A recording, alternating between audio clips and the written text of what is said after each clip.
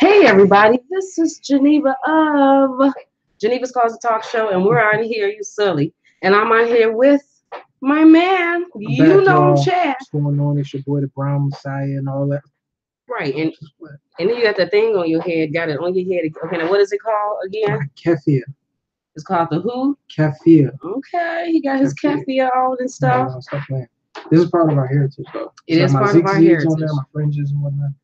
So. But when you had it on over there, they thought that you was one of them. They thought you was a local. They did. They did.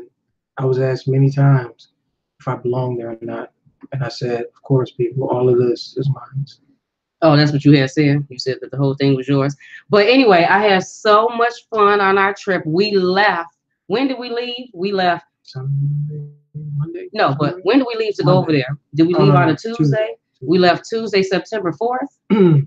Yes. So we left Tuesday, September 4th, and we left from O'Hare Airport in Chicago, and our plane left at like 8:45, I think, 8 something at night or whatever, and the flight was what, almost 14 hours, it was 13 hours and 50 minutes, something like that. And we didn't make it to Dubai until that Wednesday. And by the time we made it there, wasn't it like 7 something at night? Yeah, because they have like a 9-hour difference. Right. So it was already the next day at night. Yeah, so we have a 9-hour time difference. They're 9 hours ahead of us. So, and then our ride was there to pick us up and take us to the hotel. And then we were there at the hotel. And then, but when we got off the plane and finally made it outside, what did you think of the weather and stuff? Man, as soon as that heat hit your boy, I was like, man, this is real life. Yeah, the weather is, you know what I gathered from the weather, that it is hot out there, but after we had been out there for a few days, so like the weather, I would say, was over 100. And even at nighttime, it was probably like 90, 97, 99. So it was pretty hot outside. And then even when the wind would blow, whether it was morning or night, it was hot air that was blowing. But when we got there on Wednesday evening, me and Chad was starving, even though they gave us 3 meals on the Emirates, because we flew Emirates. They gave us 3 meals, but we were starving by the time we got there. So what we decided to do was, because isn't that the night that we walked? Mm-hmm. Yep, we were walking around the streets of Dubai at 1 o'clock in the morning, and because we went to like the grocery store and went and see if they had some food and stuff like that, right? Yeah. And I think I have a video of when we went to the grocery store. Let me see if I can try to share it, because this is where I always start getting confused and stuff at trying to share stuff. Okay. And I said I'm sharing. Wait a minute. So I always start getting confused. Okay, I said I was sharing. Oh, wait a minute.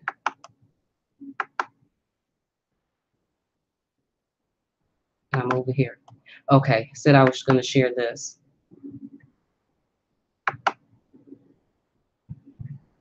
What am I going to be? And this is actually at the airport, because Chad, you took a thing when we were at the airport. Yeah, I took like a 30-second, like a little video clip. This is Dubai Airport. Look how clean it is. It's a high tech. It was a nice airport, wasn't it? It's nice on the inside. It's modern, but then I guess it's chic as well. A little bit contemporary in there. Organized. Quiet. Definitely quiet. Yeah, definitely quiet, because they had signs in there that said that they don't speak on the intercom in the Dubai airport. So all of that, you know, like how they be saying on the intercom, the flights, whatever, they didn't do that there. And right, I think we got a video of when we went to the grocery store there. Let me see if I can find that video. Chad, you want to add anything while I'm trying to find a video to the grocery store that I just passed? No, I'm just gonna let the video, and I'm gonna comment off that. Okay. And then this is when we went to the grocery store in Dubai. And my people that's on Facebook, they seen this already. So this is for the people who that's not following me on Facebook. Make sure you follow me on Facebook at Geneva's Closet. or my personal page at Geneva McLean, because that's where you'll be able to see this at. Isn't that a lot of work?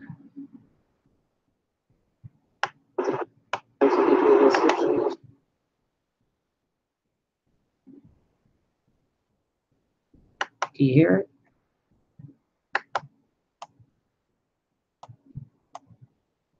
Oh no, I think I pressed the wrong thing. Should I have pressed this one? So we're like downtown area.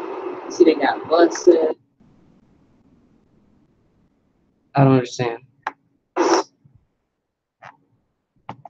Just hit the sound button. Just click on it. I'm trying. Good grief. That's completely different than anything we have. But they have a KFC out here and a McDonald's and stuff. We're gonna walk down that way to see what type of food we can get. And right now we're in Bird Dobby. Wait, are we in Bird Dobby? We are in Bird Dobby. We're in Bird Dobby.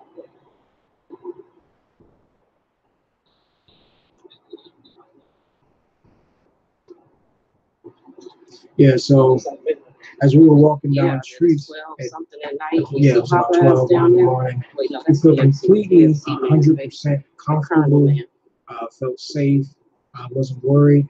And that speaks volumes as far as basically what's going on in the world right now. As far as, racial tension, certain groups, that are being ostracized, demonized, and whatnot. And I would never like be in a completely new environment and basically go travel outside of that particular comfort zone where I was at, and then just go gallivanting, just go out sightseeing, especially in an area that I don't know very much about, but we felt comfortable doing that.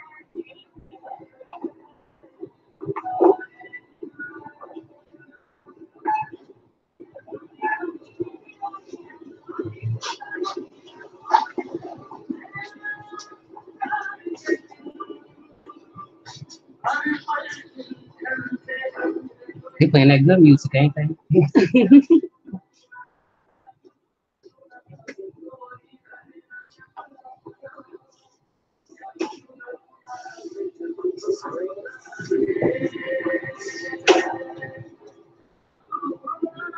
Cereals.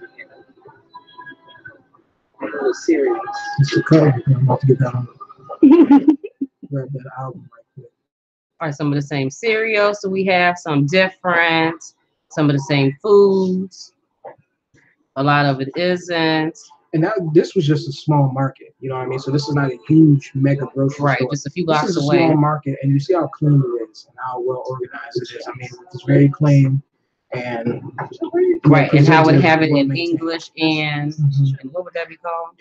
Arabic. Some sliced cheese. Some nacho cheese. Some sweet chili pepper.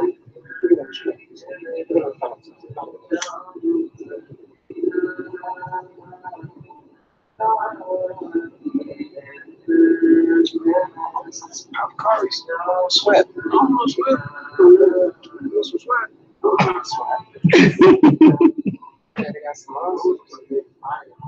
What's up? That was called Sweat. Right, but the monster. I wonder if the monster have Arabic words on it. I don't remember.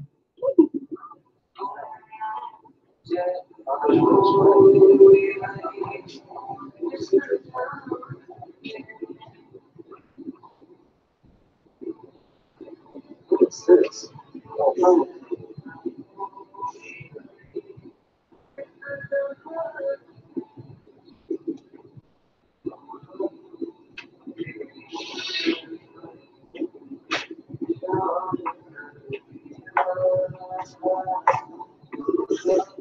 Okay, so which one do you have?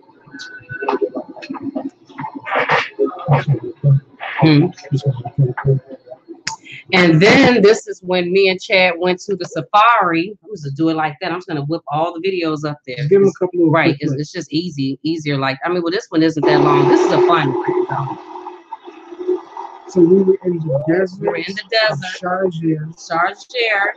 And we were ATVing in the desert in the hot heat. Yes. It was like 110. It was definitely hot. It was like the whole breeze was hot. You didn't get no cool breeze. The breeze was hot. Hot breeze. And it was roasting, but it was fun.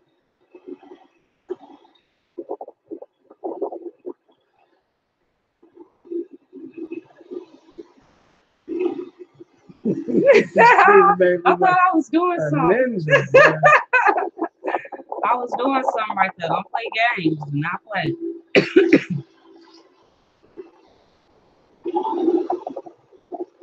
I mean, that was fun.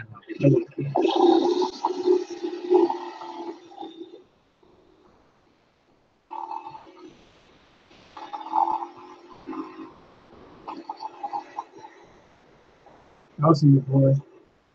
After looking good and stuff, which is, what is it called? Cafe. Really do want to do this. I don't have to, it's like I'm saying something wrong. Look at the sun. That sun was huge. I told you it was super large. It was like large. Extremely. Yes. It was definitely large.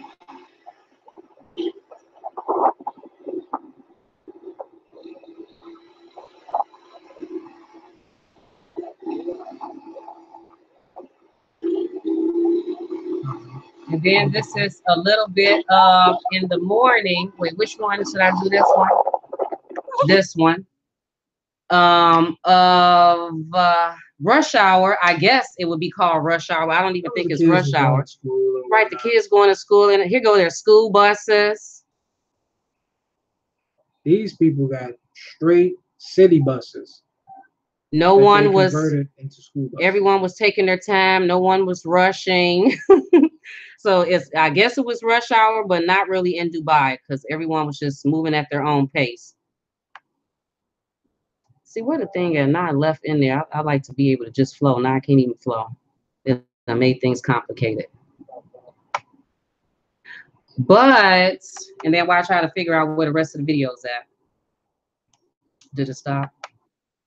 Okay. I don't even know. Did it show the videos?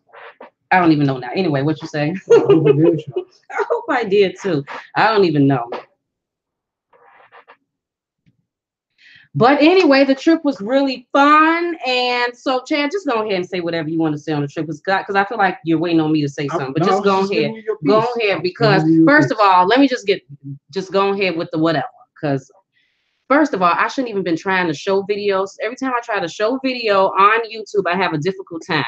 But I enjoyed the trip a whole lot. But for me, it wasn't just about the vacating part. It was about trying to figure out about Dubai for business purposes. So Chad did a lot of asking questions, and we kind of found out about the UAE as a whole, pretty much how it works, how their government, I mean, is it a government? Yeah. How their government and stuff work. And I think those are some of the things that I was really intrigued by. So Chad, do you want to go ahead and explain that? So I'll give you guys a little breakdown. All right, thank you. We appreciate it. So first of all, it's a UAE, United Arab Emirates.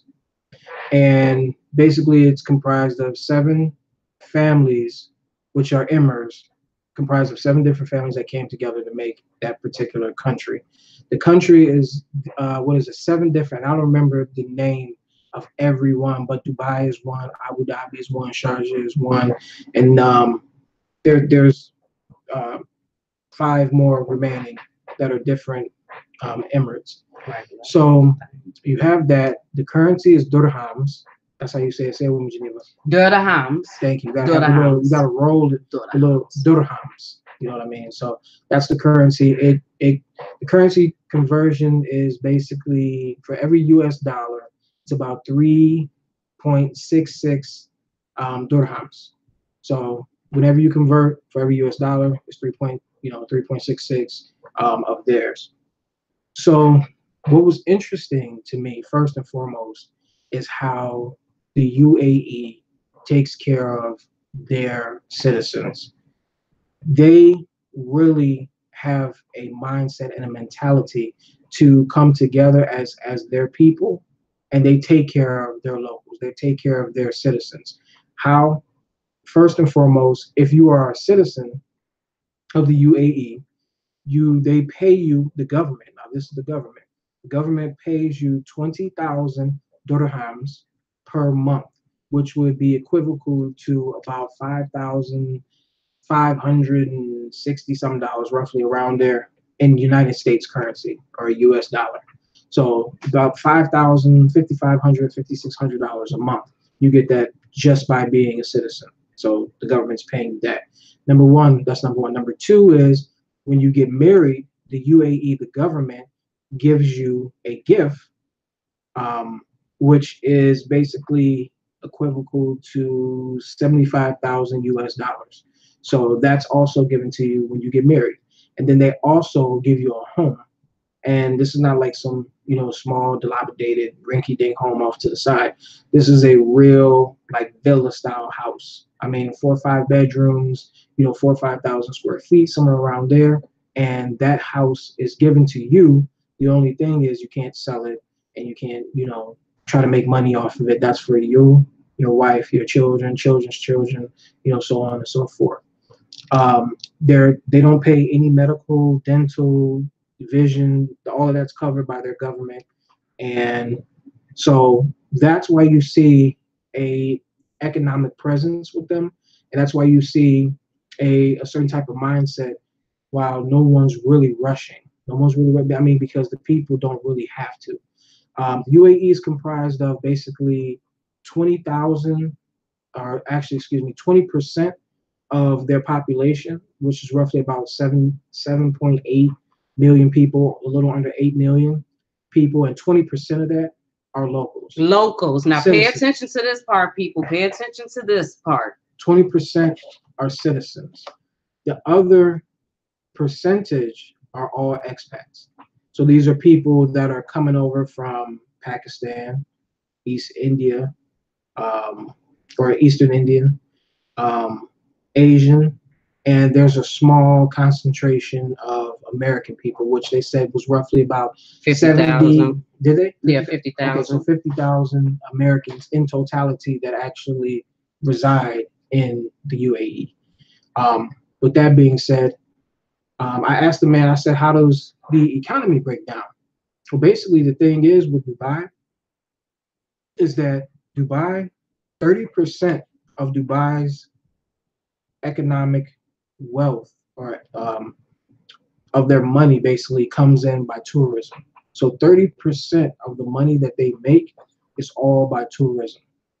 And I was pretty astounded by that, because that's a large percentage of money that's coming in just by tourism. I found that very interesting. Also, their rules and regulations. If you're someone that has a strong, United States mentality or concept, and then you move over there, I wouldn't say it would be stringent, but it can be a slight bit, different for you adjusting. For us, it wasn't that difficult, because they, I like their rules, regulations, and their protocols, because it makes it a lot easier to cohabitate with people and to deal with people, righteously. So, for instance, like, as far as the traffic laws, because I asked a lot of questions. The traffic laws, all of their stop signs, they call them signals there. All of their stoplights, stop signs have basically cameras. Everything has cameras integrated into them.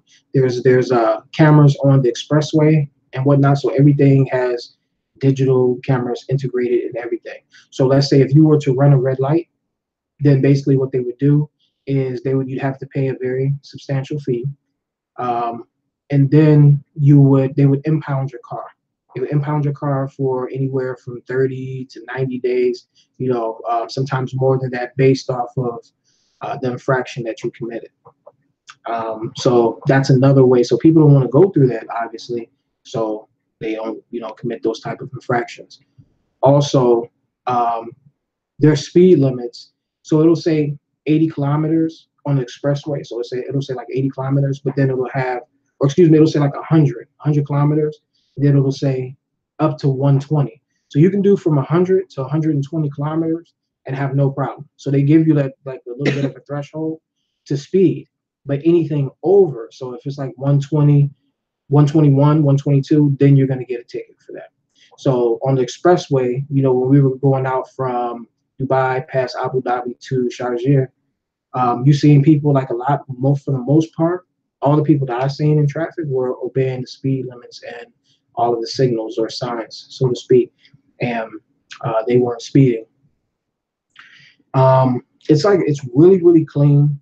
It's extremely friendly. Like people were extremely friendly and hospitable, and I think that has a lot to do with the fact of, like I said, 30% of the money that comes in that they're relying on is for tourism, so they really can't afford to be treating people bad and for it to be discourteous and disrespectful.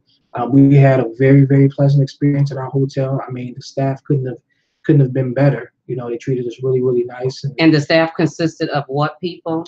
So the staff consisted of mostly, I would say, mostly Pakistan and maybe a handful of Asian. Which is different. A little bit. That was different. Like, so it would be the most comprised of Pakistan. Then next down, it would be East Indian, and then you would have like a handful of Asians. So that's basically how it kind of breaks down, and that's just not at the hotel. That was kind of the norm for most places that we were going to. You would see like just a small handful of Asian, more so Pakistan. They do say that Pakistan people have a heavy concentration within Dubai. So a lot of people come from Pakistan because their government is not. They said that they feel certain ways about their government and it's not getting along or working for them. So they would feel that it's more advantageous to move from Pakistan, to Dubai. Mm-hmm. And and then the thing about there's no poor people over there. Oh, so that you have to have a reason to go. Their economy, the reason why the economy is really, really strong, I feel like in the UAE, there's no poverty. Okay. So the reason why there's no poverty is because in order to come to Dubai, number one, you have to be working. Either you have to be working or you have to bring a business. Those are the only two ways that you're going to come in. And because if you're either working or bringing a business, there's no one that's sitting there struggling. Now you have the people that are already there, which are the locals, and they're already well taken care of. So they don't really have to work, but they do. They do. But you see that like the particular jobs that they have when they work like, for the most part, simplistic jobs they do, because there's really no reason for them to work hard and try to, move up in managerial positions and stuff like that. So they just tend to be entrepreneurs for the most part, and they get the money from the government that they give to them, and so that's the thing there. It's really crazy because I have never seen anything like that. I've never seen a government that actually cares about their people in the way that the UAE seems to care about their citizens. I mean, I kind of felt a certain way, going over there and seeing like, man, like this is what happens when you have a government that actually cares about the people. So the crime is extremely low because of, like I said, the stringent laws.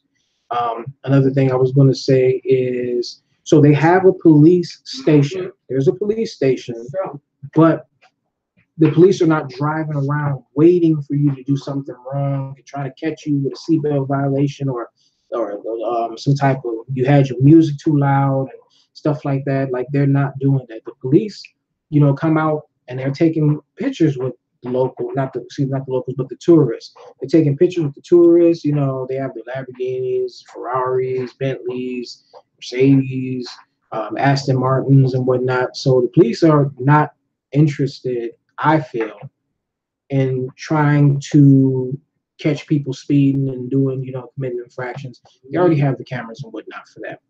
Another thing that makes Dubai like really great to me is the fact that they don't have politicians. Dubai does not have politicians, so they're not interested in causing a separation in the mindset that the country is founded upon, or the Emirates are founded upon. When they have issues, those 7 families that are responsible for those 7 parts that make up the UAE, those families come together, they talk about the issues or whatnot, and then they enact plans in order to remedy and to satisfy those issues that are pending. So without politicians, that kind of goes directly into the issue, and it allows things to be completed a lot more expeditiously, because you don't have to worry about and wait for your politician or someone to come help you, or paying this person off to try to get him to do this and do that. and that kind of spoke volumes to me. So they're judges, so they have a courthouse. There's not just one judge. There's like 15 locals or 15 people, and like let's say there's a dispute, you and that person, you go to court and you talk amongst those 15 individuals, and you talk in front of them, and you remedy whatever the situation is based off of that. So you don't have to, you don't have to worry about expensive lawyer fees, this, that, and the other. So all of that is what's going on. Additionally, you can. What was I going to say? Oh, so insurance. I was talking to the guy that was actually running the hotel that we were at. I asked him about insurance, like, how does this insurance work? And he said that their insurance works. The company, the hotel pays 100% for the insurance. They don't pay anything. I said, "You guys have a copay?" He was like, "What is copay?" I'm like, "Well, it's when you have insurance, but then you go to the doctor's office and you have to pay a small fee or sometimes a large fee." He was like, "No, you pay one time, once a year." He was like, "That's for just regular people." He was like, "My insurance is taken care of through the hospital, not the hospital, but the hotel. The hotel pays 100% of it." And I was like, "Well, how many times can you go to the doctor?" He was like, "It's unlimited. You can get surgery, you can get, stitches, all of that stuff, and it's all covered. It's all covered." So they're not, like, I found that to be fantastic. Right. And if you're a person that's just moving over there, and so your insurance is based off of or directly indicative to your age and your state of health at that particular time. So they would basically, I guess, formulate an algorithm based off of, how old you are, how healthy you are, if you've had past issues, and then you would pay whatever you're supposed to pay once a year.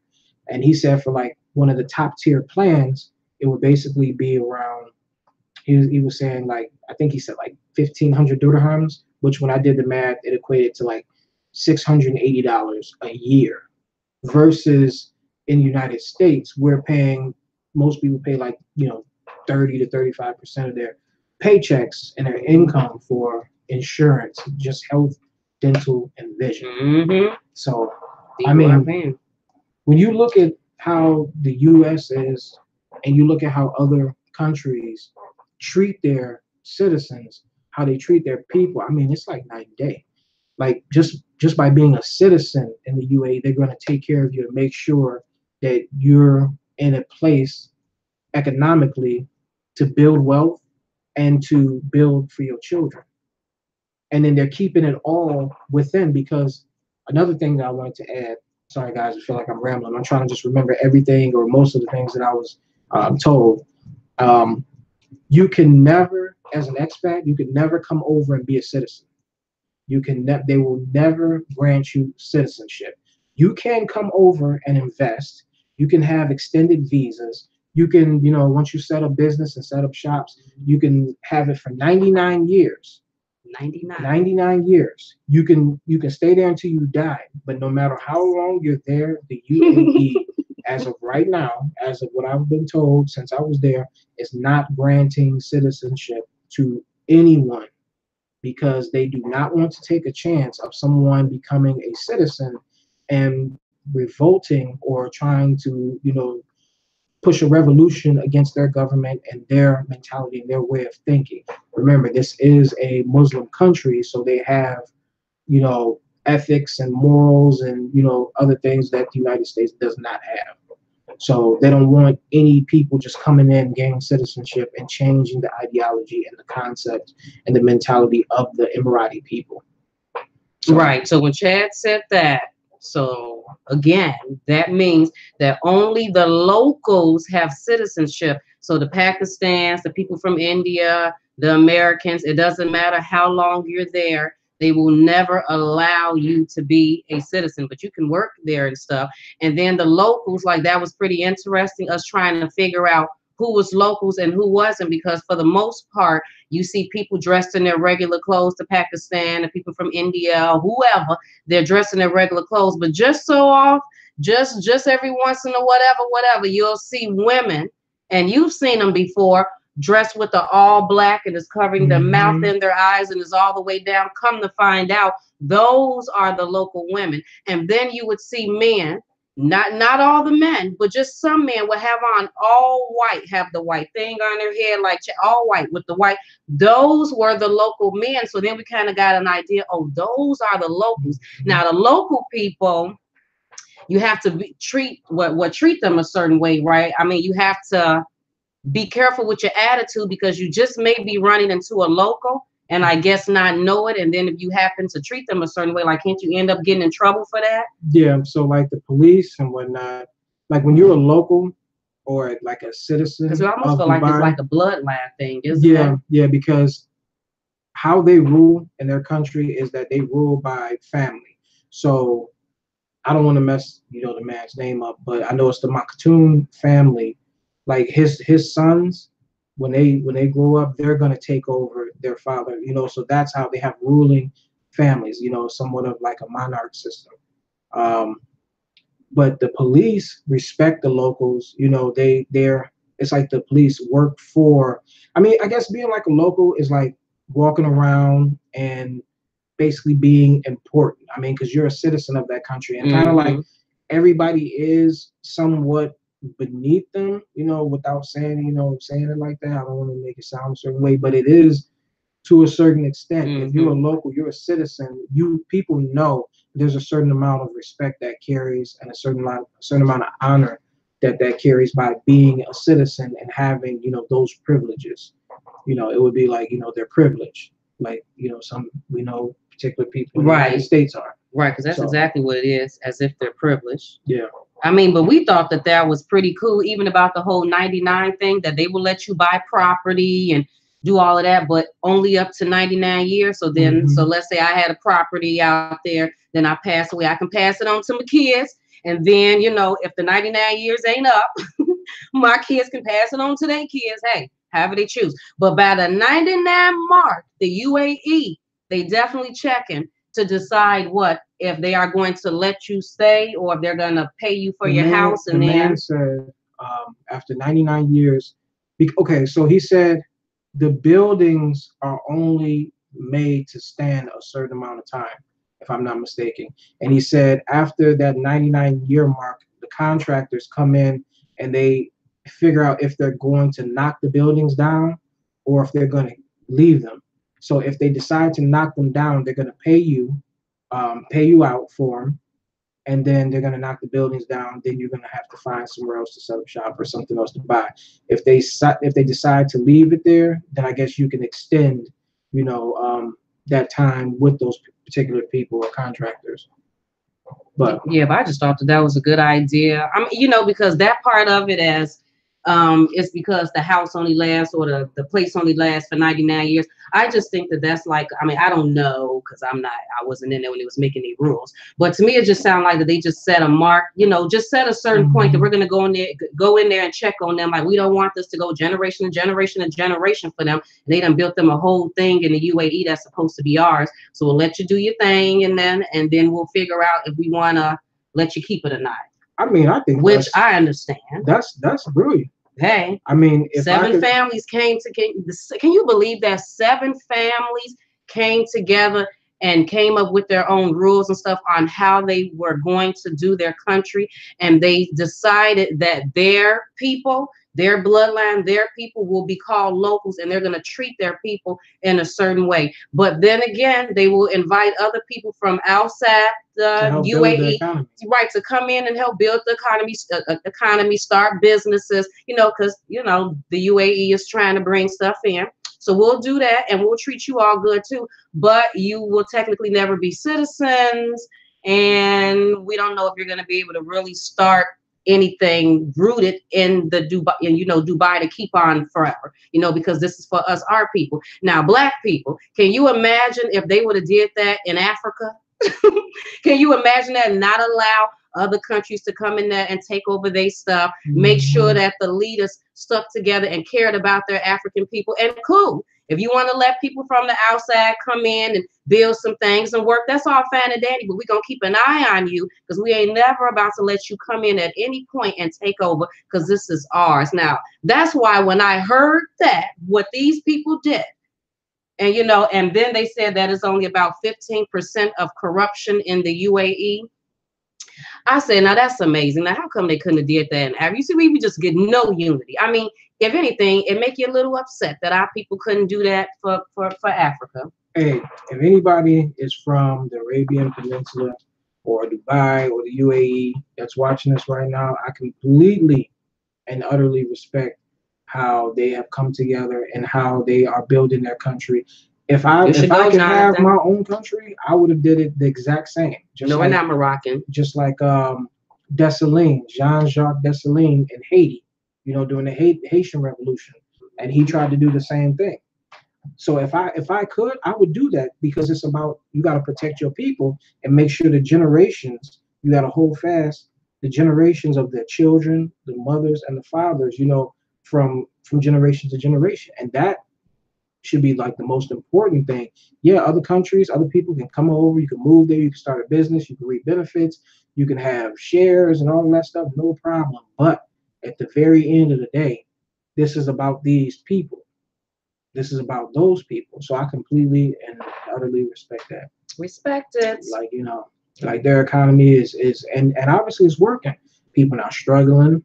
Ain't nobody. I mean, you know, every country has its, you know, its ups and downs. And I don't know all the ins and outs of the entire UAE. Mm-hmm. But from my experience and what I've seen and what I've embodied by being over there, right? I didn't see any people struggling, people not fighting each other, people not yelling and screaming and getting drunk and fighting each other on the streets. You know, ain't nobody crashing their cars into other people. You got to be respectful and cursing each other out. I did appreciate the respectful thing. Like, I don't have to worry about seeing women booty cheeks hanging all out and a whole bunch of cleave. Ladies, wouldn't you like that, to go somewhere where you know that your husband is not going to be looking at cleave and booty cheeks and stuff all day? Wouldn't that be wonderful? You got to deal with that so much in the United States. There's no cleave and no cheeks. They can't see none of that. They may see a neck. They may see the neck. You won't see them eyebrows. Right. And some irises. Yeah, but so we have decided. Should we tell them? Yeah, go ahead, whatever. You know, I'm an open book. Y'all know. Y'all don't know how I am. We're gonna start a business, and the goal is to do a business internationally. That's what the goal is to take the business and take it to the UAE or a whole another country. Period. We're setting up shop in the UAE. Right. So, and the thing about me is that, you know, I mean, because I've done business before, but never did business outside of the country. But, you know, like, I'm a big dreamer, you know, and not dreamer in the sense of I dream, just sit back and dream of things, but I'm like a dreamer / executor. And then I feel like anything is possible. You know, like, I know that people probably think a lot that things are far-fetched, and maybe I did think that once upon a time, but no, probably not, because I've always been a dreamer. So I just feel like that it's possible. And then I'm huge on too, if people are willing to assist me with that, then hey, then that's even better. But for the most part, I feel that I'm pretty dang on smart and capable of doing things on my own. Me and the Most High, because he will always lead me in the right direction. Always lead me in the right direction. I feel like I don't really need anybody else's help, that I'm more than capable of doing the research and figuring these things out on my own. Now, I know that there will be some mistakes that I will make, but I've made mistakes in the businesses that I ran in my own city and town. So I'm not scared about that. You know, the unknown. Am I scared about the unknown? Not really, because I've always been the type of person to pick up and move, and I don't have to be living around a family member or friends or people that I know. I'm okay with just going off and figuring out things on my own. So because of that, I can say that I'm going to start a business, or already start a business, and take it outside the country, and know that I'll be able to do that. That we'll be able to do that. In the process of doing it. You know, we are. We're not, you know, we don't want to expound too much on that. But what we're going to do is Geneva's working on something right now where she's going to be able to open the lines and extract people from her followers and transition them to a place where they can get this information itemized, like one by one, step 1, 2, 3, 4, how to do this. Because we feel like, I was talking to my brother the other day. Let me give you guys this small story. Just a small story. Oh wow. I was talking to my brother Ivan. My brother Ivan is about 27 years old. Give you a little background information. Black guy. Black guy, has a black wife or whatnot. He's always had fairly good jobs. He's been working for Sprint for a long time. He's got a good position, company car, nice little area, district manager, whatever position he has. But he is of the world with his thinking sometimes and his mentality. So whatever is said, like the general norm that people think, are the routes to success, he feels that it's the same way. I'm more of a free individual thinker, and not to say that he's not, I don't disrespect him, but I'm more of an individual thinker. And numbers, I try to extract my emotions out of things, and I try to make logic out of numbers. So I was explaining to him, he was talking about, I'm gonna start these rental properties. I want to rent houses and do houses and stuff like that. And I'm like, okay, cool, that's fine. Let's go over some numbers right quick, little brother. And sometimes he feels like he knows everything, and I'm trying to explain to him, like, why that's passive income. Yeah, you can, go, grab a couple of properties. So this was the scenario that he said. He said, I'll buy a house for 50 grand. Okay, you bought the house for 50 grand, and let's say you invest $10,000 into the house. So now you're 70 grand in debt, right? So then let's say the mortgage on that would be 3 to 5%. Let's say it's around $400 and something a month for your mortgage. Now you have to add property taxes in there. You have to add HOA fees, district fees. If you have the fees where they come in and cut your grass and make sure, all that's taken care of. So then property taxes can be $3,000-$4,000, a year or more because they fluctuate. So let's just go ahead and add $200 onto his mortgage that he's going to have to pay. So that goes from 4, 5, 6, that's 600 plus HOA fees and monthly fees or whatnot. Let's throw another $200 on there. So that's 6, 7, 8. So now you're paying $800 per month. That's what you're paying, $800 a month, right? And so you're going to rent it out. Let's say you're going to rent this property out for $1,200. Fantastic, right? So now you're making a $400 profit because you're spending 8, that's your mortgage, and you're making 4. So you're already $70,000 in debt. Let's do a little bit of math right quick.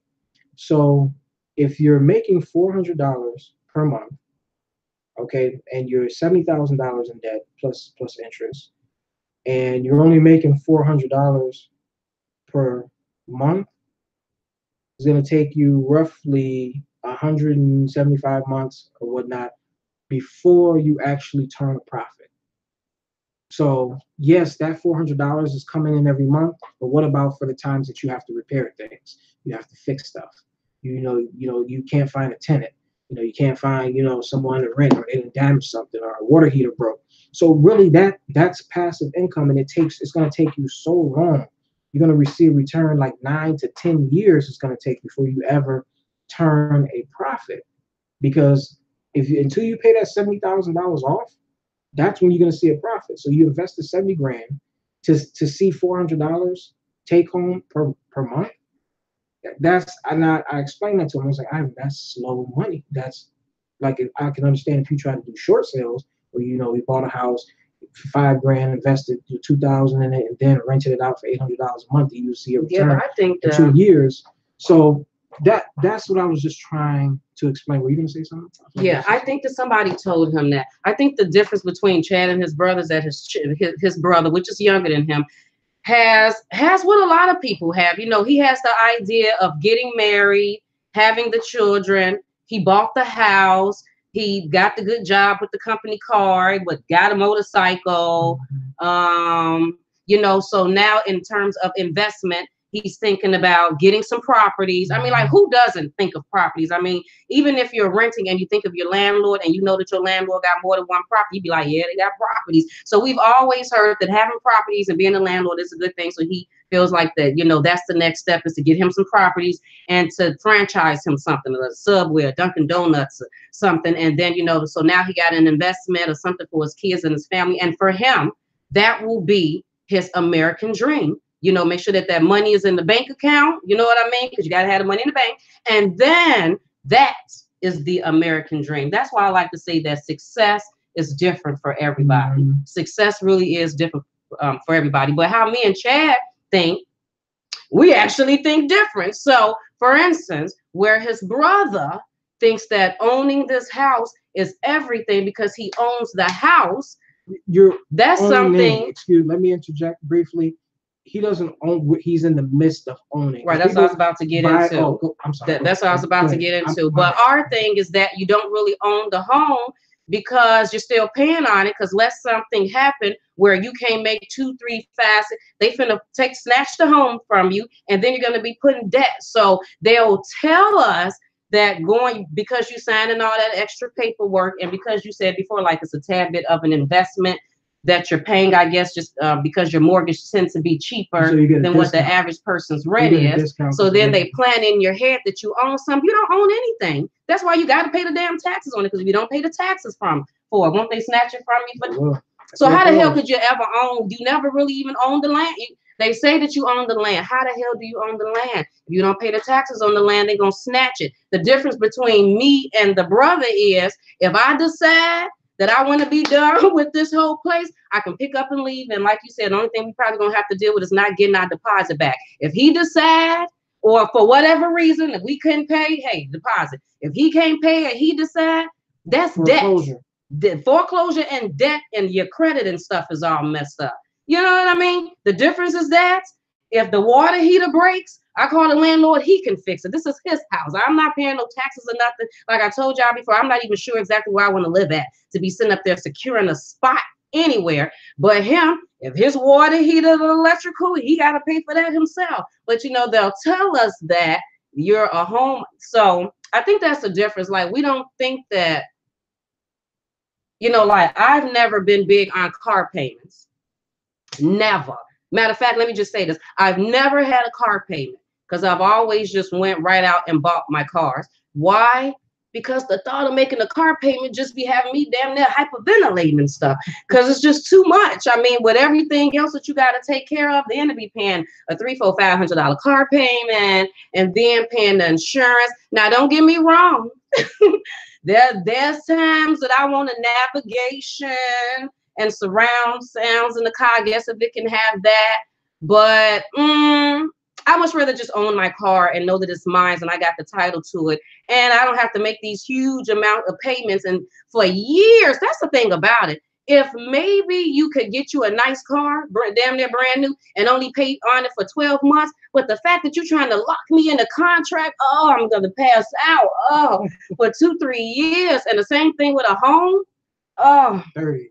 Oh my God, like, that's the thing that just gets me, you know. And I'm like, but what if something happened where I can't pay it? But I think that comes from me being a kid. At 18, I had my first apartment. And I rent a center. Don't y'all remember rent a center where you go rent your TV, your friend? I rent a center the whole apartment. The only thing that wasn't rent a center was the bathroom, the kitchen, and my oldest daughter's bedroom. She was like 1 year old. But my bedroom, the farm room, the TVs, the furniture, the bedroom set, lamps, everything was rent-a-center. And I think that's where I got a lot of because I remember something happening with my job, me not being able to make the payments, but I had been paying on this stuff for months, and they came and snatched it from me. I learned then that whole rent, making payments on stuff, that's just not my thing. But go ahead. I know you want to say something too about the whole home owning and owning the home. Saying, it's no disrespect for people that are. Right. It's not no disrespect. It's just not for me. Someone that's right now of rental properties that's winning. People that are, selling properties. Hey, that is fantastic. Do what works for you. So it's no, I'm not discrediting. I'm not, saying that that's that. Because there's a lot of people that are successful. Right. It's just not for me. At it. But as far as myself and my wife, I don't really want passive income. So I'm trying to expand the mindset of people. You know, we're going into uncharted territory, and we're scouting, and we're trying to figure out the best possible option, because a lot of people, the US doesn't work out for a lot of people. There's some people that come into the US that are able to immediately start businesses. In 5 years they have wealth. 10 years they're even wealthier, and they have their foot in the establishment, and they're doing fantastic. There's other people that it doesn't work out the same. So what we have to do as a people is to start to look other places, and that's what we're doing.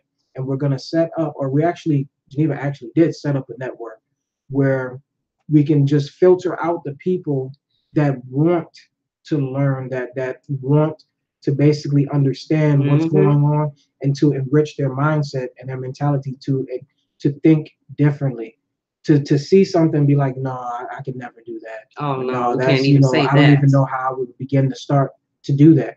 Yeah, so there's a lot of that, and that's what we're trying to do. That's our way of, like, giving back and helping. But we do have to trust, and like I was saying in previous videos, Black scholarship. We do have to trust in Black people, our own people, and our own information, that we're not going to try to get over on each other. When I go to work, there's this guy. His name is Ben, and he owns Mo Better Lawn Care and Service. And I'm happy you said that. And I told him, I was like, yeah, I'll tell you, whatever I know. I don't have a fear of my fellow brother or sister doing better than me. I don't. So if I tell you something and you're able to, expound on that, and you take it somewhere and it lands big, and you're doing your thing, come back and help me. Help me, please. Come back and help me.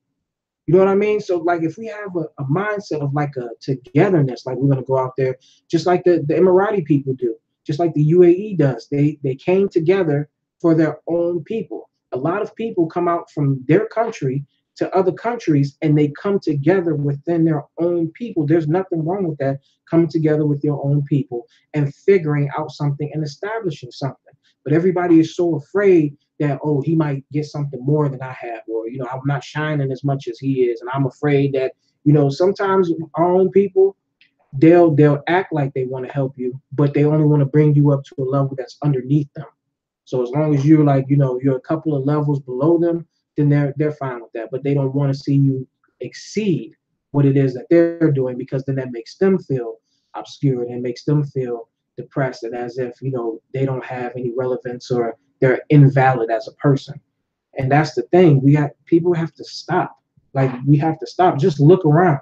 All you have to do is look around and see what's going on. I mean, see but people who's winning need to and see see who's losing as a people. Right. We just have to make sure that our people be, because as much as I want to trust all my people, we can't trust all of them. Y'all know what I said about them. And look, I don't give a damn what anyone say. I feel a certain way about Black beauticians. Y'all gonna have to prove me wrong, because thus far in my 40 years, and I've been going to the beauty salon, I don't know, with my mom ever since I was a kid. When I got a certain age, I said, I'm not going there no more. But right, because I, like, my whole life is tarnished because of going there. Yeah, so we just have to trust our people to make sure that they're not trying to get over on us and just try to give us any old information just to get our money. Just like, for instance, them seminars. Can I say something about them seminars? Because I actually will watch a seminar. I have no problem with being all indulged in business information. But the reason why I kind of stopped watching seminars now is because they all tend to do the same thing. You do everything to get me to watch the dang on seminar. And I'm sitting there watching a 45-minute hour seminar, and you gave me none of the information that you originally said that I was going to get from watching the seminar. But what I did get was, at the end, you telling me to click on this link and then go pay this money to get the real information that you said that you was going to give me in the first dang on place. Now, I don't like that. I don't like that whole seminar thing. And I mean, like, if you say you're going to give somebody the information, get them the information. If you say you're going to help them, help them. Don't say that you're going to help them, then try to reel them in just to get them to pay, and then you never even help them, so no. But then, so that's why I guess with this whole, I'm sorry. I guess with this whole Geneva's Closet tea thing, it's important for me to be interactive. It's important for me not to do no seminars. I don't see why I got to do a seminar. I don't see why we all can't be on YouTube, something together, you know, where y'all can talk and say some stuff, and then I can say some stuff. And but, yes, right, on YouTube. YouTube is free. YouTube is definitely free, and yeah, so that's my issue with that whole thing. So what I had planned on doing is taking it over to Patreon, because I don't want to do it on YouTube, because I don't think that the information is for everybody, and I don't want to give it to everybody. I only want to give it to people who really want the business information, doing business internationally, information, want the traveling information. Like, I don't want to just talk to a whole bunch of people just because y'all on here. I feel like that if you want it, then you'll come to where it's at.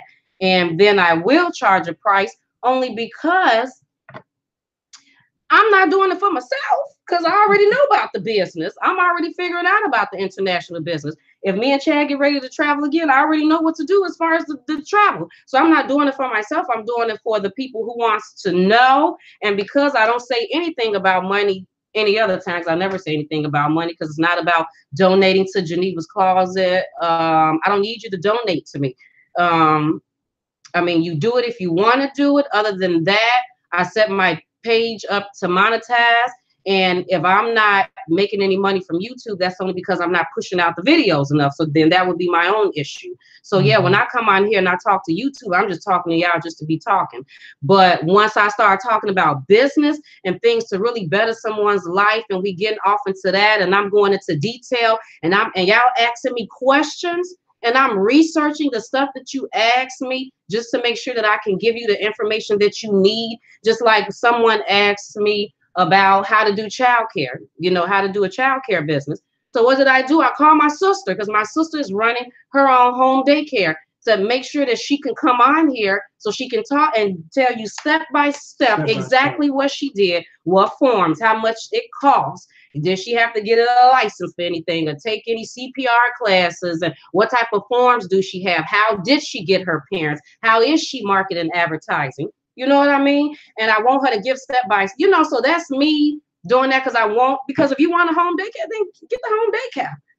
Right. It should be home daycares for everybody, you know, so I just want to help out. So if I'm taking time out of I swear to you, it's a busy schedule. Like, I kid you not, it's a busy schedule. But if I'm taking time to like make these videos and stuff, and take the time to research stuff, and trying to get people for interviews, because the interview is not for me, because I can talk to Monique and not even bring her on here, because, you know, I can just talk to her on the phone. Girl, so how you start the whole thing, and keep all of that information to myself? But I want to share it, because I don't think that I'm the only person who thinks bigger. I think other people think bigger. Briefly. Go ahead. Let me check this food right quick. The thing is that my wife is saying is that we also have to make sure that we spend dollars with each other. I have no problem. Like, okay, so I'm gonna be 100% honest with y'all. 100% honest. There were times that when I would see, you know, a black establishment, or, you know, black people, when in my younger days, I'd be like, man, you know, can you kind of hook me up with a little discount, this, that, and the other. But as I, you know, matured and I grew up and I got older and I understood, you know, commerce and, you know, how to strengthen our own economy, we have to spend our money with our own people. That is important. We spend our money with everybody else, but then when it comes down to each other, we either want discounts, or we devalue the information, or we come at the scholar of the person and the knowledge that they bring. We don't value the information from each other at times with some of our people. So then now, you know, that dollar that we could spend, those dollars that we could spend enriching our own, because if people spend money with me, then I spend money with my own, and then they spend money with their own, and then that money comes back. That's all in between us. We're enriching each other. And as far as business goes, this is not like, we're not doing this to basically, you know, like some churches, you know, some churches come in there and be like, you know, you gotta, if you're sick, you gotta tithe, and then God gonna take away your sickness. I mean, it's not. There's a love that we have. There's a godly love that comes. That's why I call everybody my brothers and my sister. You know what I mean? I want to see, like, when I see my people in nice homes and they're living comfortably and, they have a nice car, like, it actually literally makes me feel good. Quick story. That actually makes me, that reminds me of something. Quick story. We were in the IHOP, and this was probably maybe a few years ago. We were in the IHOP, and it was my wife and I. We were going into IHOP, and when I pulled in, because I'm like big on cars, I know about cars and stuff like that. And there's this beautiful black Bentley that's sitting there, and I mean, it's just a really nice car, a really nice Bentley. What, IHOP? Yeah. Oh, that's girl. Man, I'm about to get up and leave y'all right here. Okay. There was a beautiful black Bentley that was sitting there. And I mean, this car was really nice. Everybody that was pulling up in IHOP, they were staring at they literally were getting out of their cars and walking over to the car and putting there looking, like, trying to see what this was and whose car was this and who in IHOP can afford, a $300,000 Bentley like this. And so when my wife and I, we walked into IHOP, and I said, Geneva, whose car do you think that is? And I was looking at everybody, and I was just watching people's demeanor. And I seen a group of elderly black people. It was an older black man, a black woman, and maybe that was his aunt or something like that. I was like, Geneva, I think that's their car. Remember that black Bentley when we went to IHOP? And everybody was like walking out of IHOP to go look at the car. The black Bentley where? At IHOP in McHenry. Like a few years ago. You remember the elderly black people? The black people came out and the person in a wheelchair or something? Yep. Mm-hmm. So then like 3 black people came out, and I ran because they were elderly. So I have morals and ethics. So I ran over there and held the door open for them. And I held it, so they walked through the door, and then they went right to the car and got it. And that made me feel so good. Geneva, you're my light. Jack, you just go ahead and Can I get my light, please? What next time you gonna sit on this side there? Anyway, because I'm dark skinned, I'm the one that needs the most light. So when they got in the car, I was like, man, that like literally made me feel good. Like I was happy as if that was my own car. If blacks put their focus more on civics instead of business, utilizing the land would not be an issue. A lot of people are sharecropping, living paycheck to paycheck unnecessarily. So what do you have to say to that? So if we, but focus more on civics instead of business. So I'm not going to say that's wrong, but I'm going to say the mentality has to change, because here's the thing. Black people spend a lot of money. We spend a lot of money. All we do is invest our money and build up the empires of everybody else. If a lot of us, think about this, if a lot of us were living more comfortably financially, do you think that they would do the things that they're doing in order to survive? Because I feel like my people are survivors. You take all of these people, you oppress them mentally, you stick them, oppress them for 400 years, you redline them, and then, you stick them in a community and then give them no businesses or anything like that, because we want to work. You see people hustling.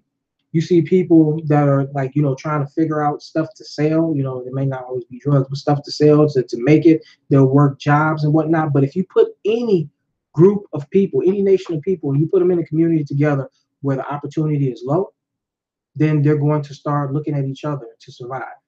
And because it becomes not about the struggle and the unification of everybody, it becomes about that one individual person. And how am I going to feed my family, my kids? I'll do whatever I got to do to somebody to put food in the mouth of my daughters, my son, and my wife. That type of mentality is bred through that. So yes, civics is important too. Like, it is important. I'm not going to, discredit and say that it's not. But if we were able to run things that were our own, let's say you took money and put it into the community, and let's say somebody's selling drugs, right? And then you open up a black grocery store in that community, or open up a black-owned pharmaceutical company, that you were doing holistics medicine. And then you employed black people and you paid them a salary that was strong enough where they could live comfortably. Where they can live comfortably and feed their family and provided health care and benefits for them. I guarantee you, they wouldn't be out there running the streets. Now, there's an exception to all rules. There's an exception to the rule. So there may be some that will still have a great paying job that will still go out there and do that. But for the most part, people don't. I don't think that they innately and inherently want to just run out, shoot each other up, treat each other bad, this, that, and the other, robbing, stealing. I don't think that they want to do that. So if you were able to open that business up, give someone places where they can work at, and they make good wages, healthy wage where they can support their family, I know a lot of people that would turn around. They would turn their life around and be like, I'm not selling drugs. I'm not into that because I don't want to mess up my job. I'm not about to lose this job. That's what they do at Costco. Costco start their people off for like $20-something an hour. And that's why when you go to Costco, they be happy. Good morning. Good morning. Hello. How are you? Because they don't want to lose their job. They got a low retention rate. They're not firing people. Excuse me, they have a high retention rate. They're keeping their people, people not getting fired and laid off and whatnot because everybody's getting paid well. Nobody going to lose a job. They're getting starting off at $20-something an hour. They don't want to do that. So not to discredit what you said, and I think that that's a part of it, but there's a reason why we're written out of the wealth. There's a reason why our ideas and our history and the things that we've come up with, all of our patents have been taken and misused, have been stolen. There's a reason for all of that, to keep us out of jail. Jack got his thing on his head. What is it called again? Man, it's a keffiyeh. A keffiyeh because we went to Dubai and he bought it before we went to Dubai and he still got it on. His thing.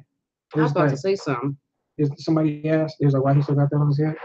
She said, they said, why are you dressed like that? So they either talking to you or they talking to me with my blue shirt and pink shorts. So I figured they were talking about you. That makes sense. So, we're Hebrew, okay? Not to get all off into stuff. What are you looking at? I was about to say something. Oh, I'm sorry. Go ahead. Like I said, because you be flowing and then I forget what I was about to say. Let me say hi to the people. Hey, Katie, and I want to be fit. That because at first I was wondering, was she talking to me? Because I had shorts on her. Her name says she wanted to be fit. Hey, Ty and Fiona and Tanya. And I thought I had seen somebody. And Mama and Miss Wells and Jonathan and everyone else who's here in Geneva's Closet. What was I about to say?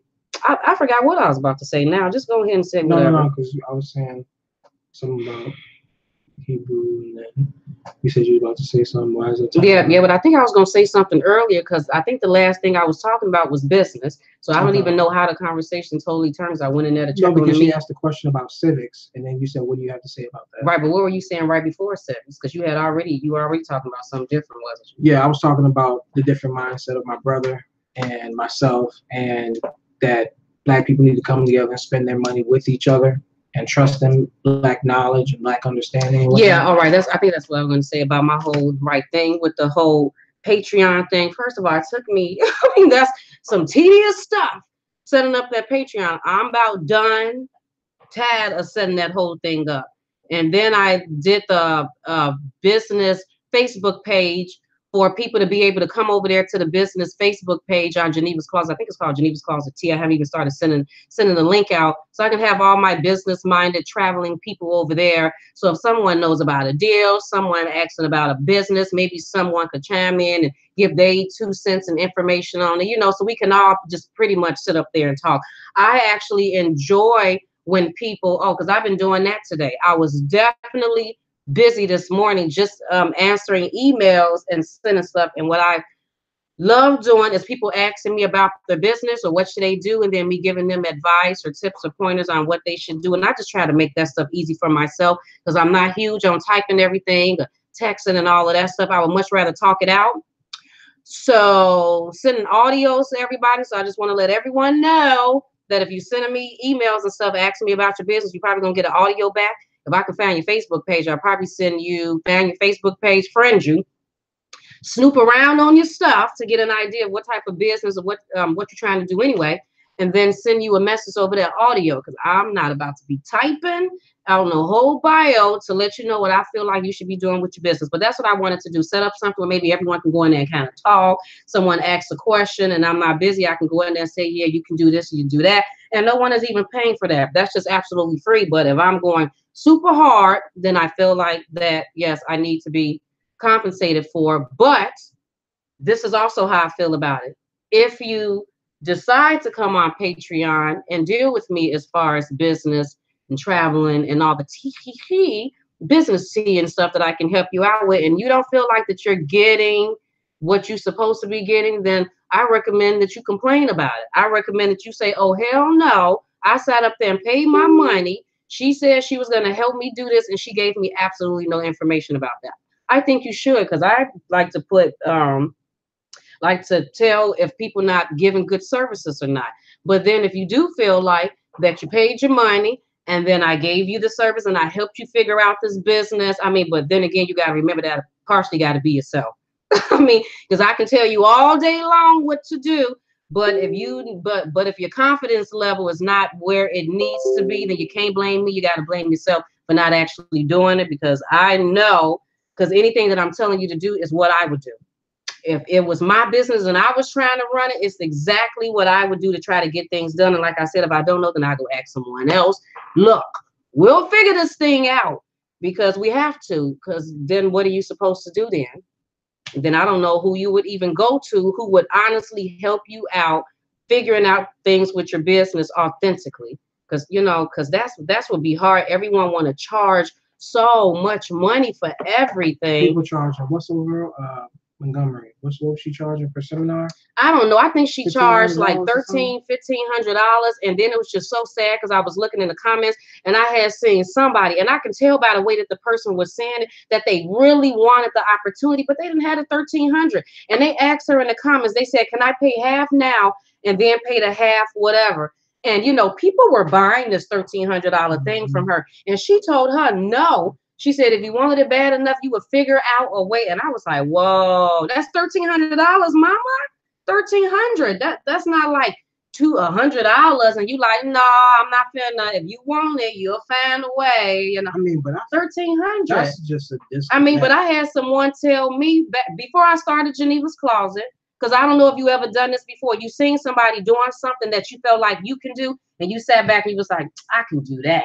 Matter of fact, I can do that better than that. And that's how I was. I seen somebody interviewing someone, and I was like, I can interview. Like, as a matter of fact, I can interview even better. So then I went to this person because they had experience interviewing the journalism, whatever, and asked them, whatever for assistance, just for a little information, because I don't even need a lot. Just give me a little bit, and I can run with that.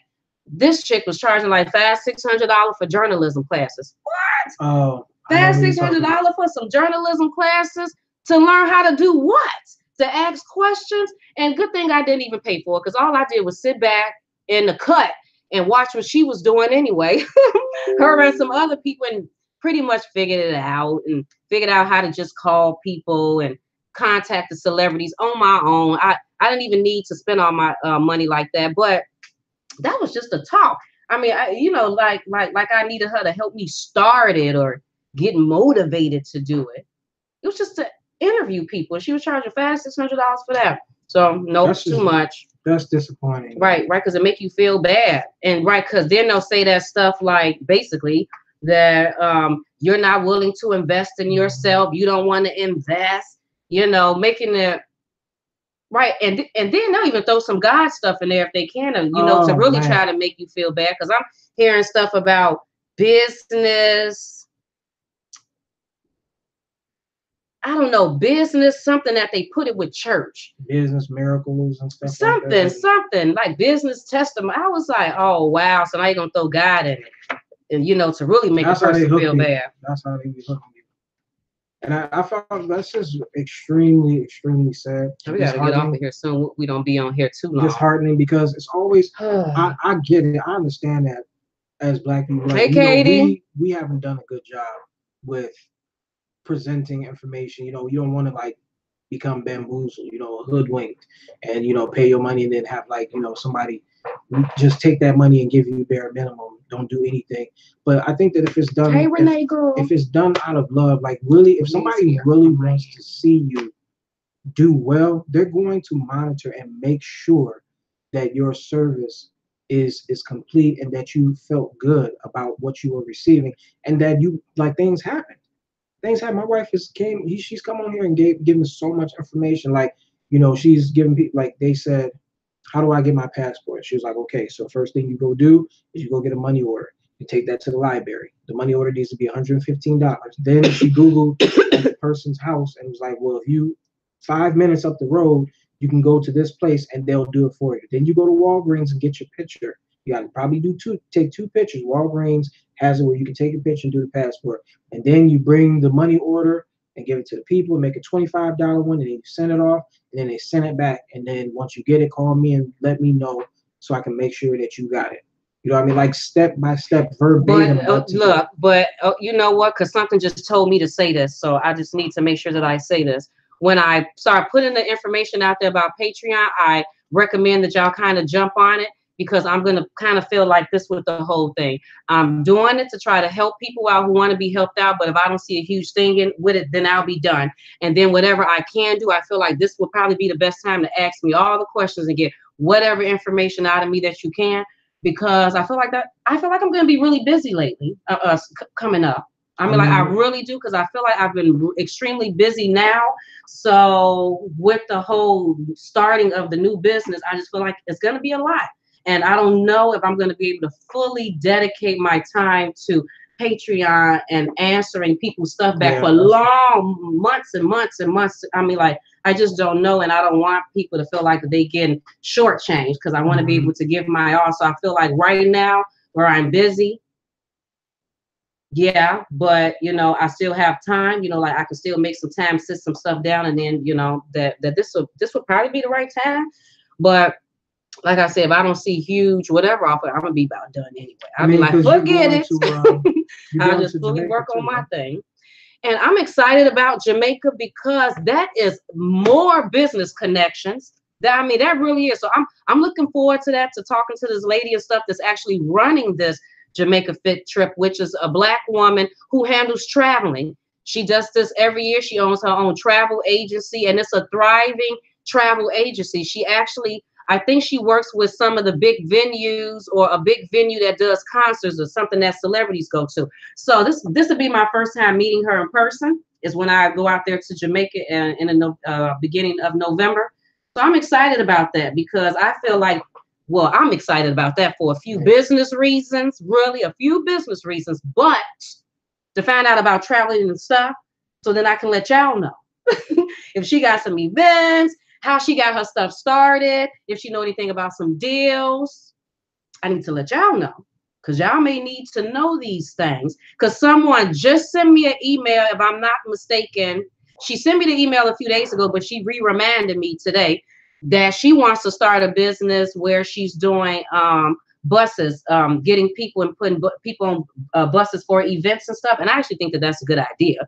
You know, all you gotta do is pretty much figure out where you're gonna get the buses from. Step one, where are you gonna get the buses from? That's step one. You can figure that out, buses and insurance, then we're on to something. We're on. So I would just love to know, have you start thinking about that yet? But as soon as she said that, the first thing I thought about was old girl in Jamaica, old girl who's doing this Jamaica Fit trip, because she just did a thing where she took a bunch of women in Atlanta, and it was older women in Atlanta, and I guess they wanted to know about the history of Atlanta. She took them on the tour bus. She took them to, I guess, one of the oldest churches in Atlanta, a really nice hotel. They did an overnight, went to eat at the best dinners, took them to some art show. I mean, really nice. And she set up for us. So I was like, okay, I see what she's doing. So she not only doing Jamaica Fit trips, weddings, birthdays, extravaganzas. She do like little trips, bus trips and things for groups of people. Excursions, exactly. So, yep, I'm tired. I'm starving. She said, I meant, what is Geneva's Closet? Well, Geneva's Closet, it started off as clothes. I want to be fit. I actually started off selling clothes, Geneva's Closet. So it was supposed to be my idea of fashion. So it's always, the closet thing has always had to do about my thing. So it was Geneva's idea of fashion. Then I changed it over to the talk show. So then it became me giving you the information that was coming out of Geneva's Closet, whatever I was interested in. And then once I started talking about myself, I'm an open book. So any information out of my closet I give to you.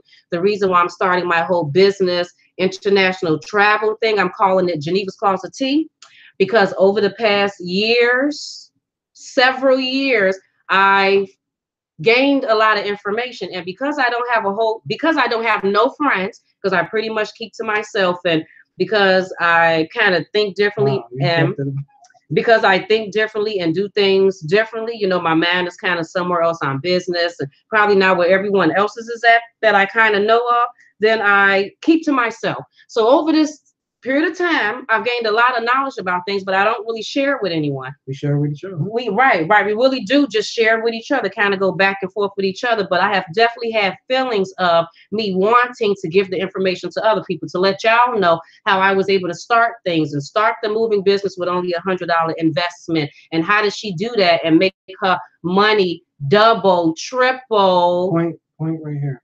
And then she did this. That. What? Look behind. Oh, right. And then this right here, then I ended up winning an award after only being in business for a year for Best Entrepreneur Under 40. Then that I ended up getting put in the newspaper. I don't know where that's at. Put in the newspaper because of my business. And then I won this award in 2013 for Best Entrepreneur Under 40, all being in business for only a year. And the people that I was going up against, I think they were a little annoyed that I even won that award and was put on the front cover of the magazine, because not only was I Black and everyone else was white, but because I had only been in business for 1 year. These people were in business for 10, 15, 20 years, and they trying to figure out how the hell. That's why I tell y'all all, that's why I will say it, and I will say it again. You are more, I don't care what anybody told you that you can't do it because they said they couldn't do it. You are more than capable. Where's my thing at? Right there. Which one is it? Where is it? It says, I am well equipped to shatter goals people in my field haven't. Because I'm telling you, they will tell you that no, you can't do it because it usually take about 2-3 years to do it. I don't care what you, I don't care that it took you 2-3 years. It may not take me it may take me 6 months. How about that? It may only take me a year. Matter of fact, it only might take me a few months. You are more than capable of shattering goals and doing things that other people in your field or other people couldn't even do. So I think that's why people was irritated, because I had only been in business for a year and they trying to figure out how did I win an award for that and get put on the front page, and they've been in there for 10, 15 years. You want to know why? Because I am more than capable of, and I want to let you all know that you are too. You are too, people. You are too. Just want to share the information. Any questions before we, dip out? Geneva, are you in other Facebook groups with business, Black business women? How do you find these people? You know what, Ty? I found a lot of people actually from being nosy. I have to be honest. I'm very nosy. So what I'll do is I do a lot of research, even on social media pages. So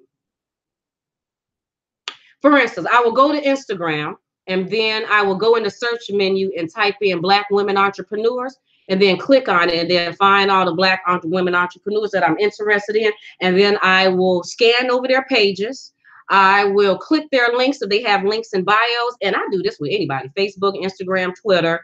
I'll research people, find you, and then I'll screenshot you. And then you'll be in my phone. You'll be in my phone and in my mind forever. And I may not necessarily need you at that moment, but I know at some point, something is going to come full circle, and then I'm going to end up being like, wait a minute, I remember there was a lady who helped out with branding, or helping, with branding your name or whatever the case may be, or help out with trips or whatever the case may be. Or like I said, how I found Monique. What did I say her name was? Monique? How I found Monique from looking up Black business people in Dubai.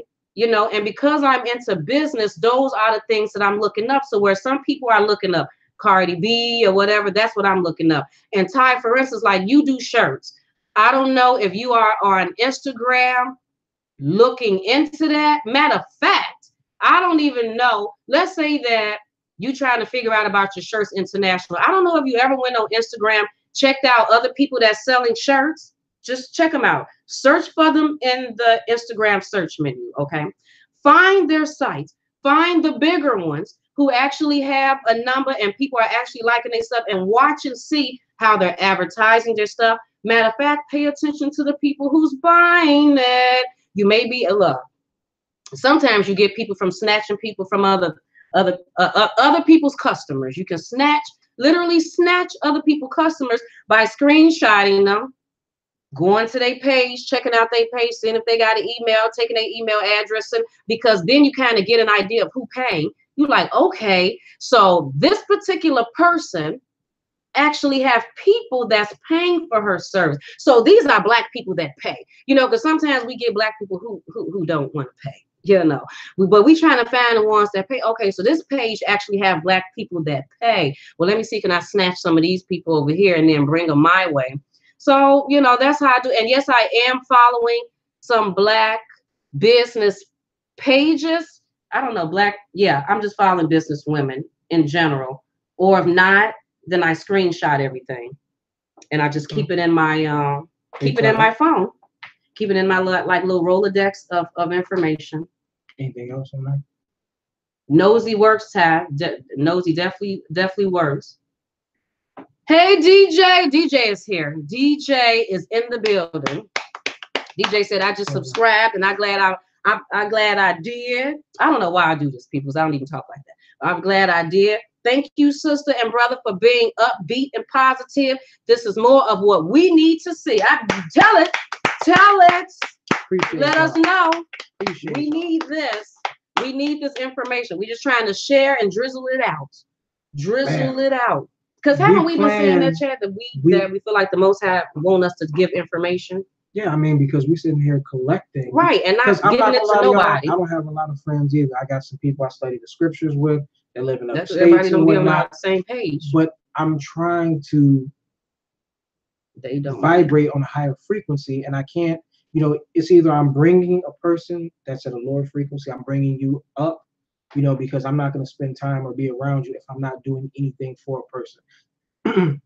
I'm trying to uplift you, enrich your mind, kind of transition your thoughts from one way of thinking to another way of thinking, because I do want to be unified with, our people, because we want to win too. We wanted to win all the money that we have and all the spending power, and, for Nike to say how they said, like, we ain't even worried about them.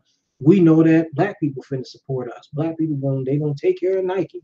We spend a lot of money with everybody else, but if we spent some money with each other, then we could build some buildings, have some foundations, build some things where we can hand and pass off to our children so they can grow up and we can teach them a skill and a craft and how to run this business and how to do this. And then it will be there for generations. That's where my mind is. I want it to be for generations so that they, our children can grow up and say, man, my father ran this business. I'm going to take over my father's business. Because I've taught my son how to do, how to run this business. Oh, I can, I'm going to go start a business in Kuwait. I'm going to go start a business in Switzerland. I'm going to go start a business here and there because my father showed me international business. How many chocolate kids, they parents are sitting back teaching them how to do business internationally? How are we teaching that to our children? I mean, probably not for the most part. Yeah, that's why we're going in this uncharted territory, not to say that nobody's doing it, but it's not as common, and we're trying to scout and bring back the information to help our people. Right. Let me say who said that? Katie said, you are so right, Geneva. Research whatever business you are starting. True. Yesterday, my cousin contacted me on Facebook, and she was like, Geneva, because she's starting a cleaning business. Okay. She said, Geneva, I'm starting a cleaning business and I need help with the quotes. So, so I'm like, quotes meaning what? You need help with quotes. You're like, quote for the apartment. Okay, cousin, what exactly does that mean? Quote for the apartment? Like, what exactly are you trying to do? And she said, so she explained, I said, okay, so you want a quote sheet to give to the potential apartment buildings, the apartment manager, building manager, to let her know your prices on how much you would charge to clean apartments. And she said, yes, because I'm charging extra for the stove and refrigerator. I said, okay, so you're charging extra for the appliances. And her thing was that she wanted to know, should she make a spreadsheet? I said, girl, why is you doing the most? You see what I mean? A person's mad. They start thinking, well, should I do a spreadsheet? I said, cousin, If you don't take yourself on Google, you know, because Google my friend. Me and Google, we've been like this for a long time, you know. They all in my business and stuff. I know they are. But anyway, I said, if you don't go on Google, go in the search menu and type in cleaning service quotes, cleaning service quote forms, cleaning service quote form templates. And then as soon as you type that in and you hit search, click on images, and bam, there go a whole maybe 2-3 pages of images, and all you got to do is look at what quotes. I mean, figure out which wording work best for you, and find what quote you want, and snatch that thing off of that, and stick your business name at the top. What you talking about? And then go to the library, make you about 20, 30 some odd copies. And you know what I mean? Stick your name on there, put your prices and stuff. Cousin, are you serious? That's gonna take too much dang on time. I said, girl, and then do the same thing for your contracts, cleaning contracts. If you don't type that stuff in Google, that's your friend. Google is your friend. Learn to use Google. And you know what's even Google and images? See, people be playing around with them images. They don't know about Google and them images. Images is key when you looking up something. I don't care if you are looking up a friend that you ain't seen in a long time, and you looking up that friend.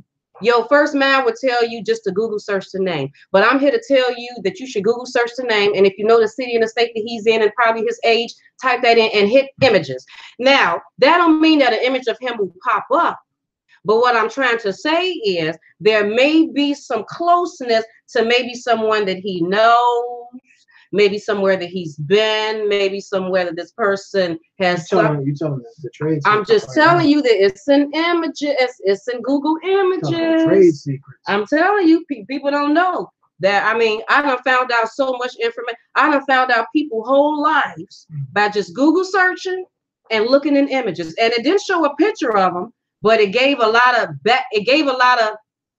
it was like connect the dots. That's what sometimes images can be. If you're trying to research a person, it can be connect the dots. But for as far as business, if you're trying to look up any forms, records, contracts, I highly recommend typing it in and then clicking on images, and you have a variety of choices. And girl, she said Google Images is bad, you know.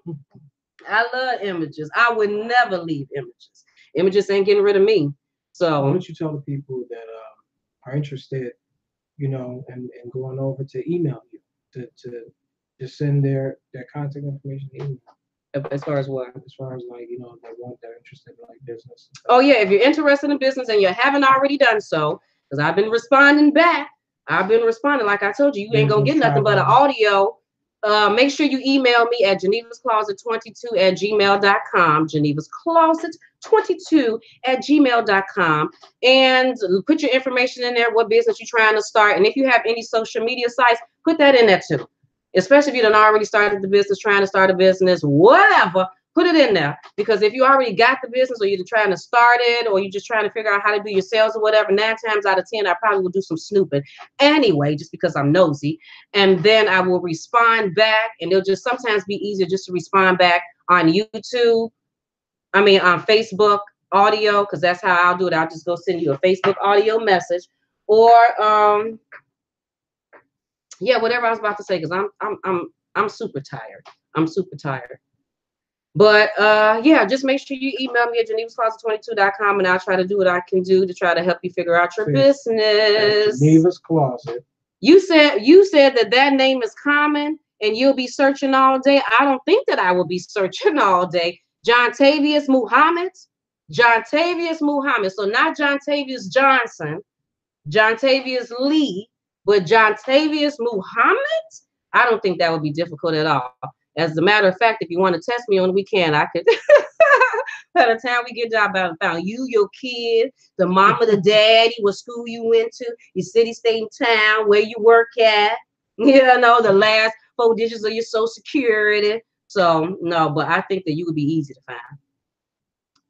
That I know, that's what I told her, Kate. She don't need a spreadsheet, but she do need a calendar to do in Christ. Girl, come on now. Speaking from experience, my cleaning business lasted almost 20 years. Amen. And don't forget, to do your taxes. Girl, don't be playing around with them taxes. They serious about them taxes. Yes, and the cleaning business is not even a hard business to start. Like that's a fairly easy business to start, and there really isn't any startup cost. To me, the thing to make your cleaning business thrive is to go market it. Market the business. Let people know that you're out there. Hit up them senior citizens homes. Hit up them apartment buildings. There are definitely some people you can hit up. You know, because people think of the hotels and stuff all the time. Well, the hotel, they probably already got cleaners and stuff in there. They probably already got somebody doing their floors at Walmart or whatever, cleaning their bathrooms. But if you hit up some of them senior citizens buildings and you find out how to get your name out there, then I'm pretty sure you can get your business on and popping. Get it on and popping. Yeah, that's what I'm saying. I'm speaking from experience because I done already did that. Retirement home. We did Hearthstone. Was that one of them? Hearthstone retirement home. Yeah, so we found like got like 3 contracts with 3 different retirement centers. Yeah, that's because I was Google searching retirement centers in the area and then emailing them and reaching out to them. And then don't you remember we would drive really early and then drop off brochures and write flyers and stuff to the places where I would get up super early in the morning and drive out and go to all of these places and stick my flyers and stuff in there and then email them. So then they have a double whammy of me. You're going to get a double whammy of Geneva. I'll probably give you even a triple whammy just to make sure that you don't forget me. But anyway, we're about to get ready to go because now I think my food is about done. So people, I'm about to go. Okay. We're starving. Thank you for listening. At some point, I may just try to get some of the videos and stuff from the trip from Chad, the videos, the pictures, and kind of put them all together because we got a lot of videos and pictures that I actually did not show on our Facebook page. Make sure you follow me on Facebook at Geneva's Closet and then my personal page at Geneva McLean. And people, we will be talking to you soon. You all have a fabulous night. Oh, and I know I'm supposed to be saying shout out to Know Your Worth. Know Your Worth. She said, Denise, girl, you know, because she started her own YouTube channel and she wanted people to go over there and check it out. And I know that got to be exciting, starting your own channel and getting your first views and stuff. So good luck to you, girl. I hope I'm saying that right. You probably going to have to email me back again. But Chad said the last minute, then I remember. But anyway. Have a fabulous night, people. We will talk to you later. Bye. Bye, DJ. Bye, Carla.